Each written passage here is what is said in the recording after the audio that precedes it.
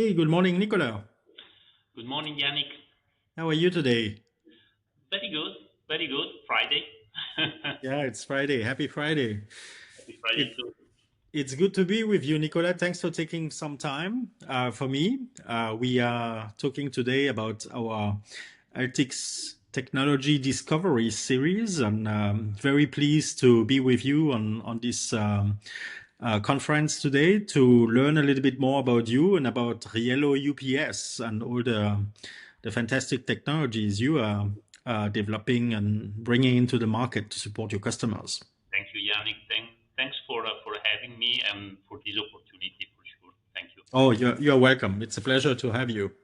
So, Nicola, before we get started, tell us a little bit about you and about your background and your role at Riello. So I'm coming from Italy. Maybe you can realize from my accent, of course. So I'm coming from a small town in the middle of the Dolomites area, so north of Italy,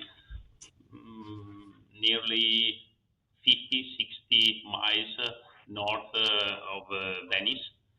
Um, so I'm graduated in electronic engineering, and just after graduation, I moved my first steps into the power business. So I Hmm. worked 3 years in the technical department for a generators company, so a company assembling motors, alternators for a generators business. Hmm. Then I moved to a company doing home automation systems, and I start my first experience as a sales manager. So first in the domestic market in Italy, and then Europe, East Europe, Nordic, Baltics, that area. And finally, I joined in 2011 the UPS business. So I joined a French company, and for them I work as a sales manager in Europe. Then I was relocated for 3 years in Dubai. So that was my first expat experience. Hmm. I was responsible for the UPS business for Middle East area, which is unfortunately nowadays so on the in every news, Yeah. unfortunately. And then back beginning of 2020, I start talking with the Riello, and they proposed me this opportunity to come here in the US and to be the general manager for the Riello office here, so to develop the business, and here we are. Very good. Dolomites, beautiful region, and Italy, beautiful country, great people, great food, great culture. Yeah. I take this opportunity. So you know that February 2026 we will host the Olympic Games. So Cortina, Milano Cortina. So Cortina Hmm. is very close where I live in Italy. Hmm. Fantastic. Yes. Well, it will be a good reason for us to go there. Oh yes. Very good. So, Nicola, tell us a little bit about Riello UPS.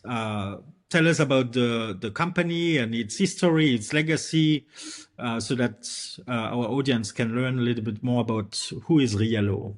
So Riello family is a very important family, very well-known family in Italy. It's a three generation of entrepreneurs. So really the first business started in 1920.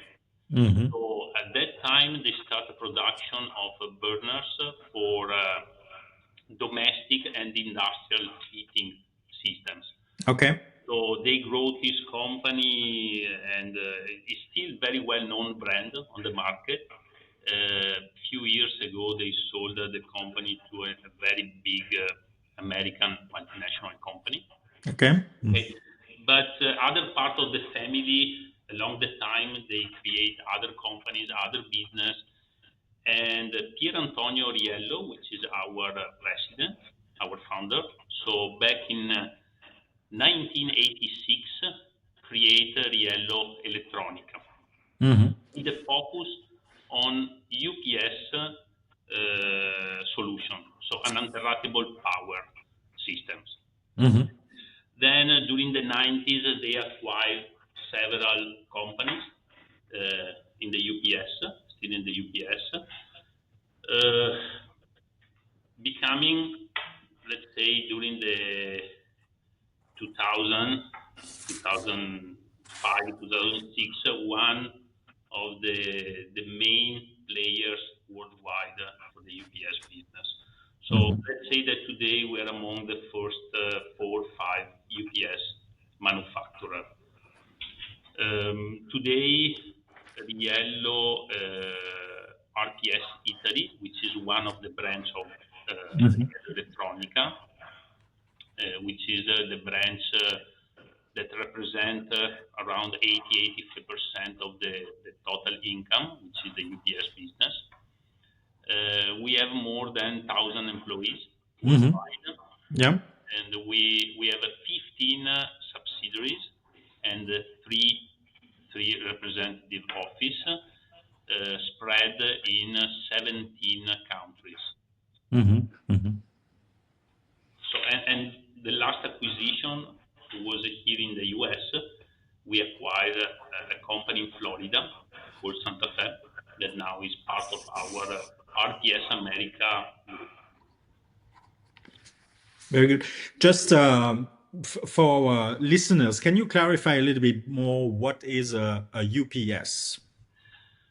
So a UPS, an uninterruptible power solution, Hmm. it's a system that is between the grid and the customer load. Hmm. So it's a system that provides power continuity. Okay. In the market, in the business, there are several applications. So IT applications. So the most, let's say, common application is IT, computer servers, and so on. So there are loads that cannot afford any power outage, cannot Right. afford any power fluctuation. So in that case, you use UPS just to provide a power continuity, which is different than the generators because sometimes the people so think that is a sort of generators. No, because the generators take some time to kick in to start. Hmm. Okay.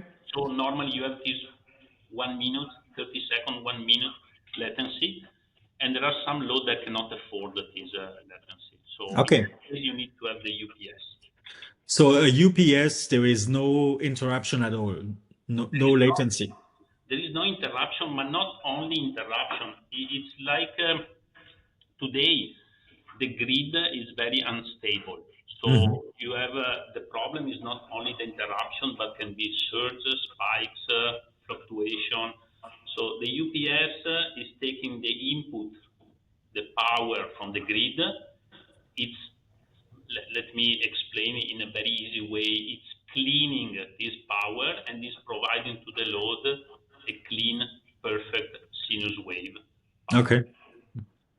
Excellent. Very good.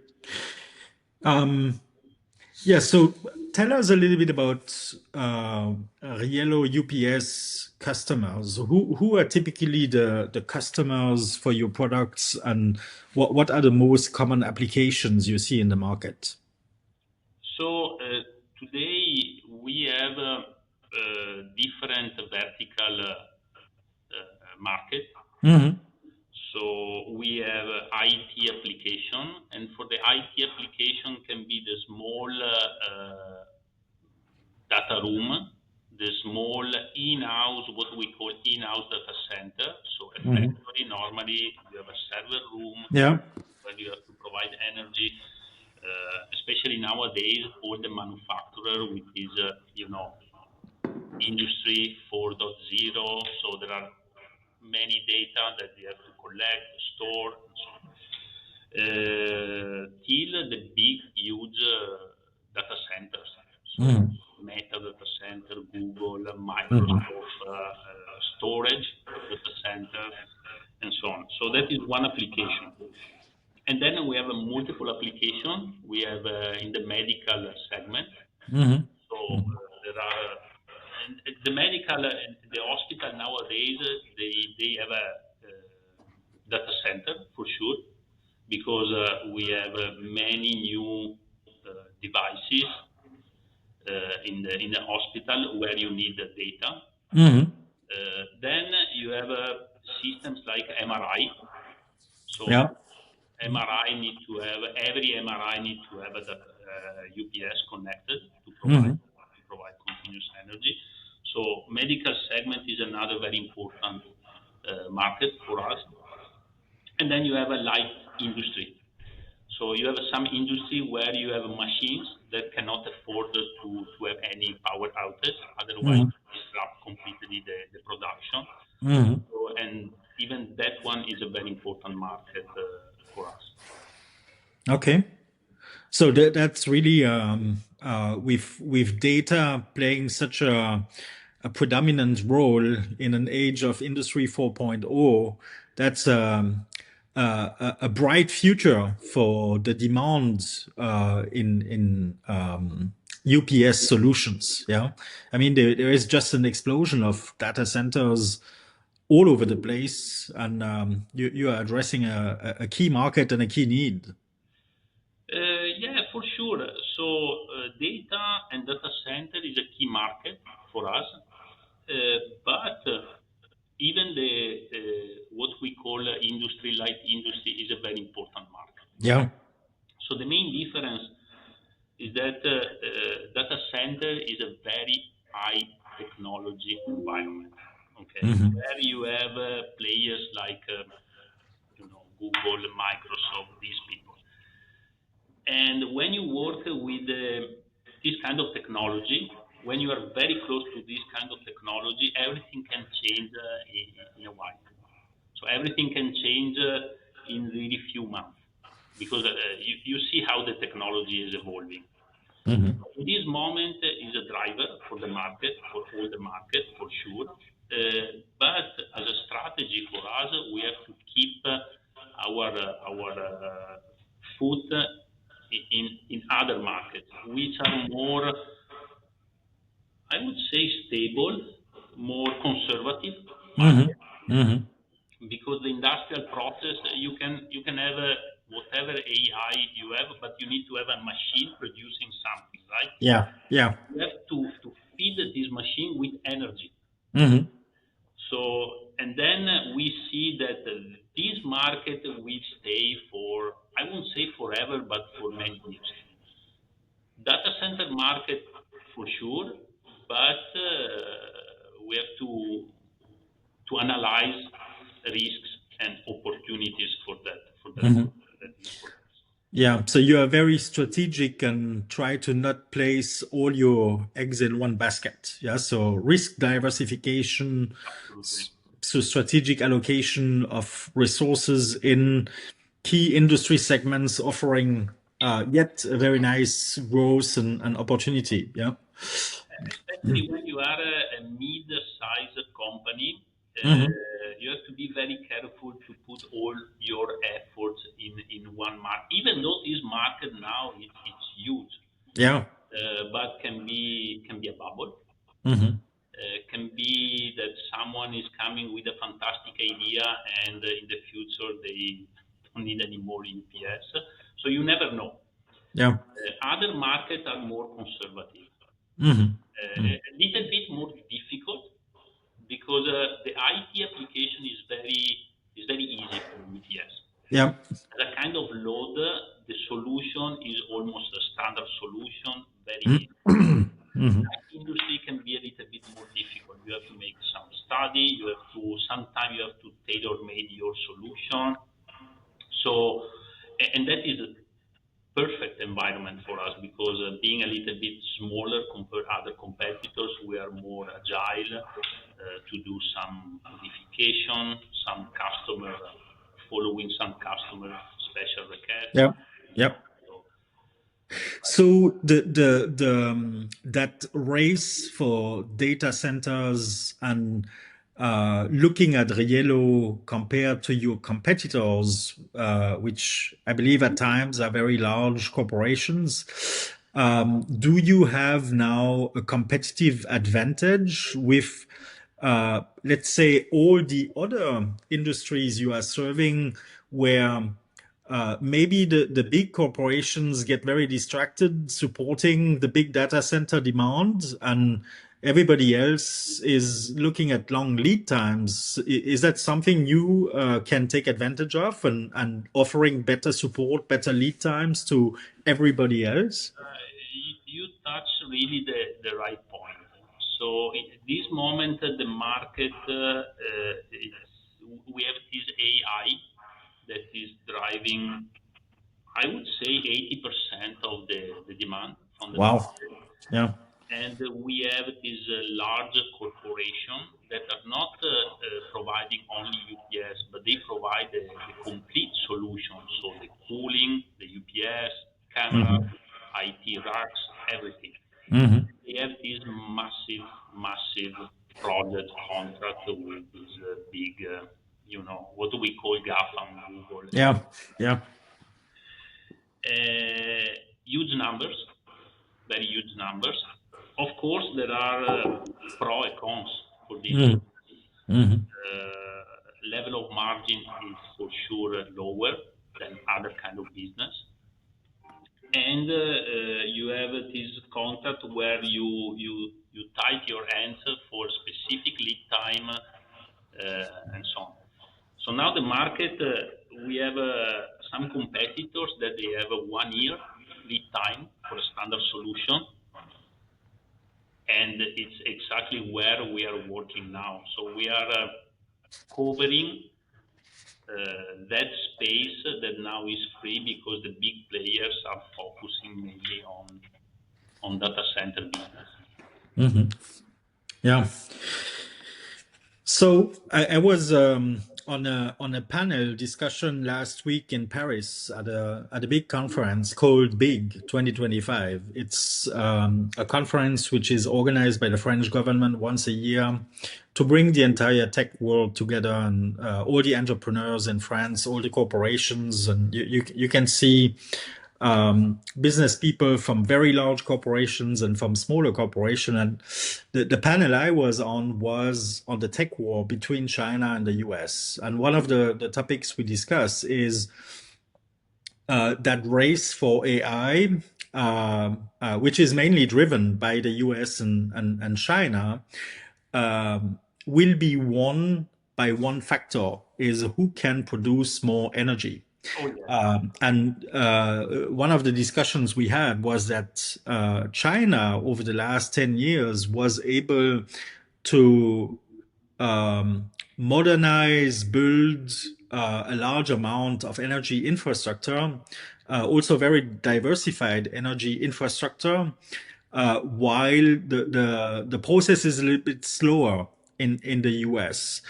How do you see that evolution of the energy market in the United States, in terms of energy stability, energy prices, energy shortages, and what does that mean for your business?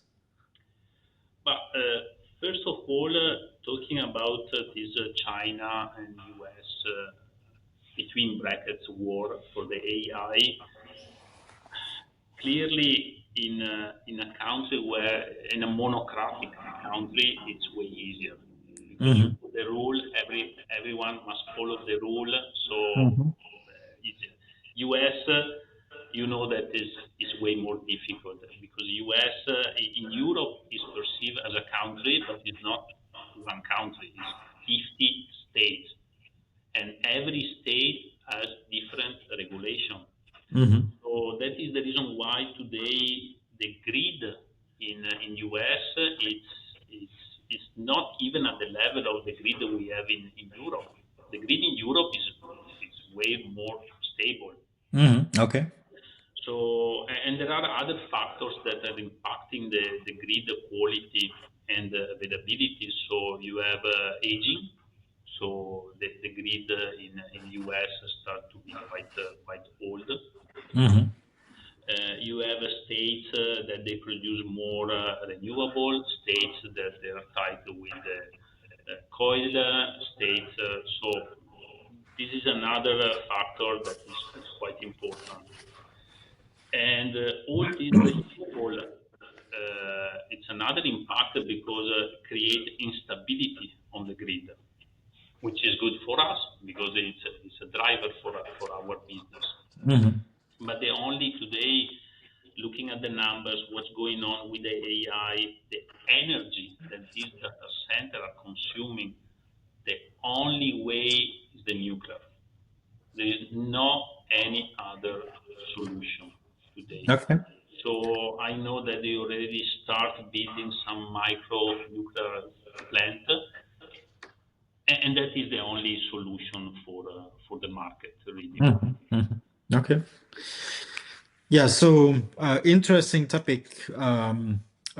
Energy in general. The US has long been known as a low cost energy market, yeah, with plenty of energy available from oil and gas and everything else. But it will be interesting to see how that evolves and what kind of policy or industrial strategies the government is also following in order to remain competitive in providing sufficient energy capacity and still at competitive costs. So, in fact, in our business, if you work in Europe, one of the main selling point for UPS is the efficiency. Hmm. Because if you save 1-2% energy per year, it's a lot of money. So in the past, this was not the case in US because who cares? The energy costs really few cents, so who cares? Today, it's an important driver Okay. market. So in Yeah. fact, we decide to invest in a new product. Is a modular solution using Hmm. silicon carbide IGBTs. Sorry, it's a bit more technical point, but this kind of IGBT is the most efficient solution today on the market. So we strongly believe that the efficiency it will become a very important point in the US market as well. Hmm. Very Hmm. important. In fact, you know very well this point for industries. In I know Ohio because we're in Ohio.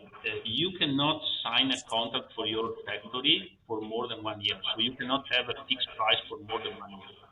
So meaning that the market knows that the price is going to go high. Okay. So, how about the education sector, higher education, schools? Are they well set up today in terms of energy management? And is that a potential market for you? Uh, it's a potential market. College, university, they use many UPSs. Okay. Normally, it's a market for single phase UPS. So our bid, I open just a little parenthesis about our offer portfolio. So in the UPS business, you have a small single phase UPS. Hmm. We have a range from 1 kVA up to 10 kVA, so Hmm. single phase. So we're talking about 120 volt or 240 volt, so domestic. And then you move to the three-phase solution, 10 kVA up to 60 kVA, and then the big box, which is a 65 up to 500 kVA in a Okay. single unit. So this kind of business is more for 1 kVA, 2 kVA, 3. So the small unit, where today in US we are not so strong because it's high volume. So, and we have some American competitors that are very, very, very good in this kind of business. Okay. Hmm. So, but yes, that is a very interesting market. But it's a kind of market that you have to work upstream. So you have to work on the specification with the consultant. So Hmm. Hmm. it's a longer term strategy. Hmm. So let's put in moment, we are very good in what we call a replacement market. That is our main business nowadays. Yeah. Okay. Okay. So let's talk a little bit about the competition landscape in your industry.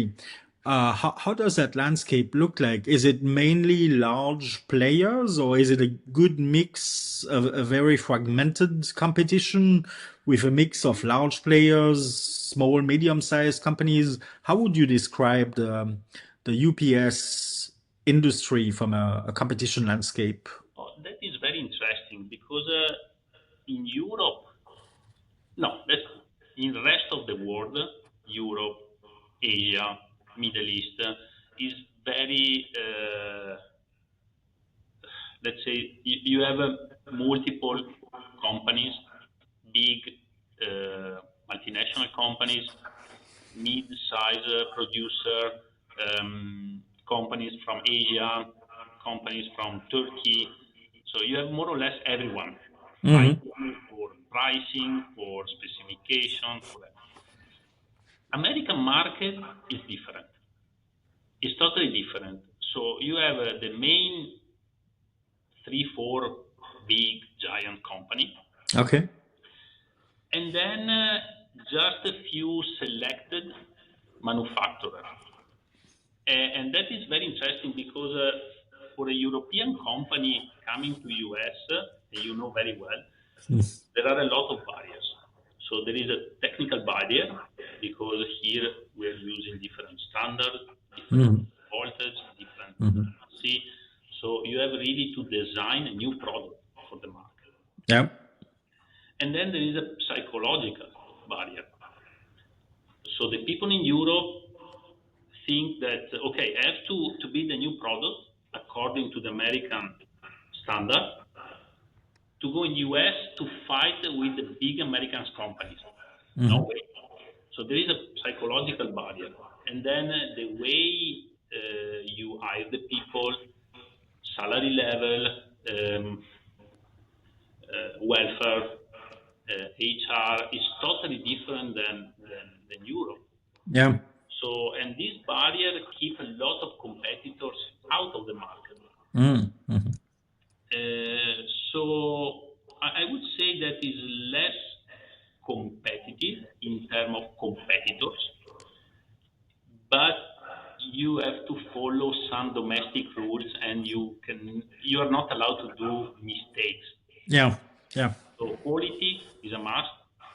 Service sometimes is more important than the product itself. Mm. Mhm. So it's a mix, but I would say that it is a competitive market, but less competitive than Europe for some point of view. Okay. So service, can you touch on that a little bit? Like what kind of service does a customer having some UPSs on site need? How does that look like? But the UPS is a system that is continuously working Hmm. with the load and with the power. So there are active components, capacitors, batteries that are 24-hour working. So I Hmm. can imagine you need to have service. Okay. There are different level of service according to the customer needs, to the location, to the kind of load, and so on. But the service is really part of the product because Okay. at the end of the day, what we are selling to a customer is the power continuity. It's Hmm. not just a box. It's Yeah. not a battery or a converter. The customer is buying from us energy, power. Mm-hmm.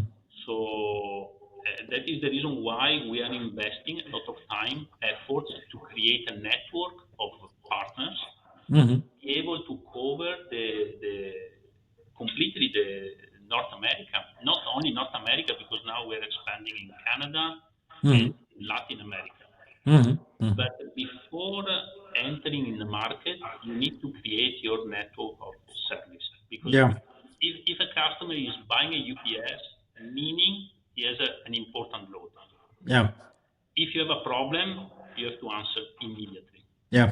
So, And with that critical function of the UPS, um, you don't.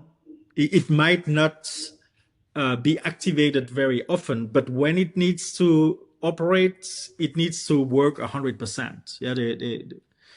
so that is the difference between generators and UPS. UPS, even though you don't have any problem on the grid, is working. Ah, yeah. The UPS is providing the energy to the load. Okay.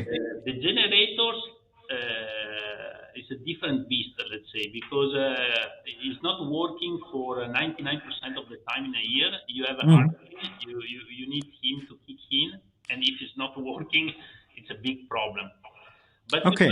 but you touch the point because even for the UPS, maybe it's working, and then when you have a power outage once a year, it must provide energy to the load. Yeah. It's a must. So this is new to me. I was not aware that the UPS works all the time, whatever. Yeah.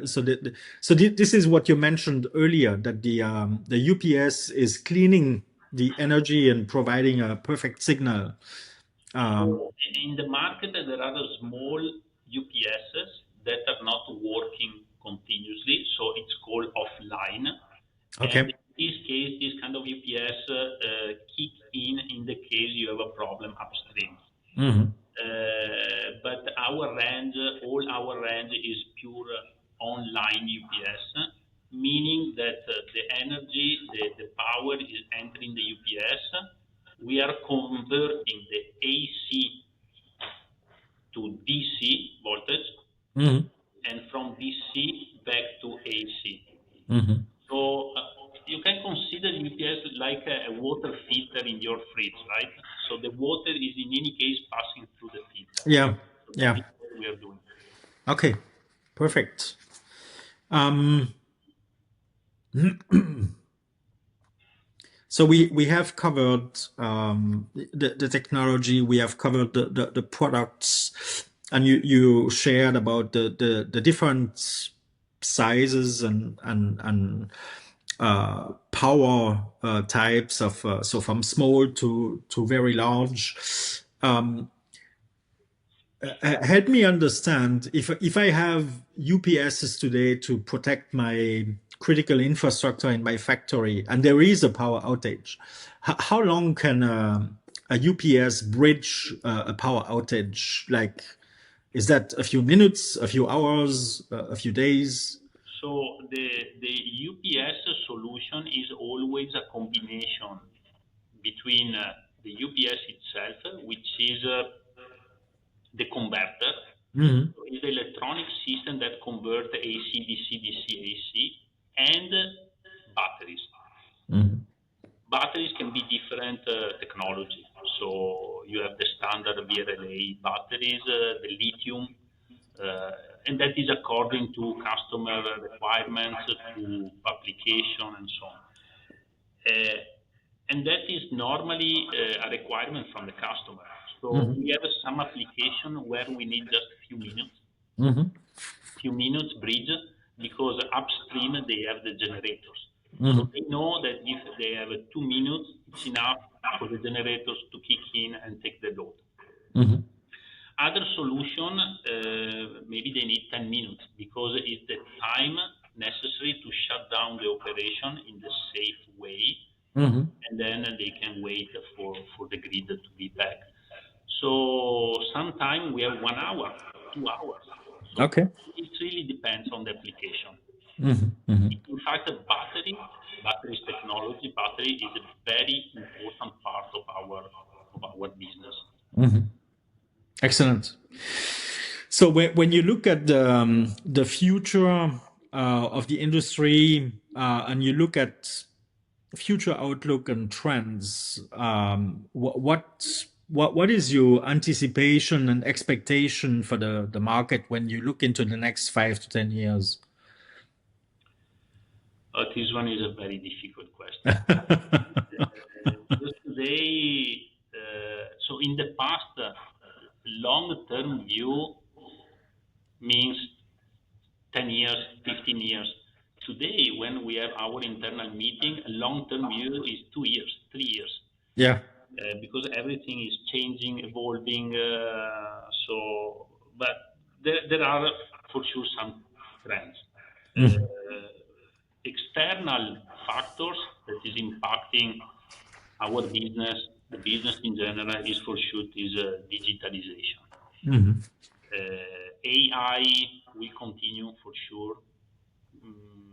I don't know in the future if will be accessible to everyone like today. Maybe in the future will be just for companies. I don't know, but this is a huge, huge driver. Healthcare, because thanks to the new technologies, the people are living longer. So there are more and more investment on the healthcare Mhm. infrastructure Yeah. and technologies linked to the healthcare. So that is another big important driver. Mhm. And for our industry, for sure is, as I said before, efficiency. We have to wait to work with new components, new technologies, new design to increase absolutely the efficiency. That is a trend, and the modularity. Mhm. Mhm. Modularity in order to optimize the production and the lead time. So we are launching now a new product, and we will have another product next year, and that is modular UPS, meaning you have your cabinet, and the UPS is not only one box, but is made by bricks. Mhm. Mhm. So it's scalable Yeah. solution. And this will optimize the production, the cost, the lead time, everything. So there are internal trends and of course external trends that Yeah. is driving the Yeah. market. Excellent. So how is Riello UPS staying ahead of innovation?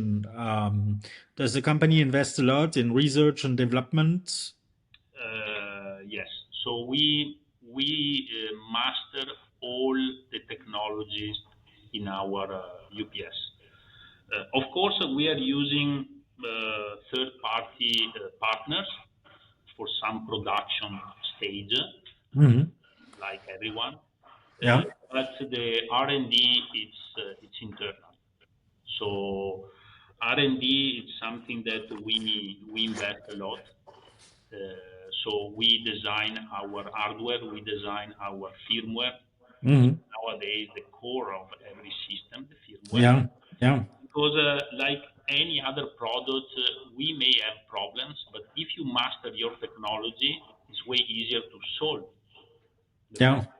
Yeah. So that is really important. And every year we try to launch a new product, a new technology, a new offer. So in parallel with the new service proposal. Hmm. Hmm. So, in terms of data and connectivity of things, IIoT, are you able to monitor all your fleets of UPSs worldwide and even give feedback to your customers? Like, this is the behavior we have seen your devices operating, and give them additional intelligence about their own energy patterns and failures, interruptions, or whatever? Can you read your systems remotely? This is a very interesting topic. Mhm.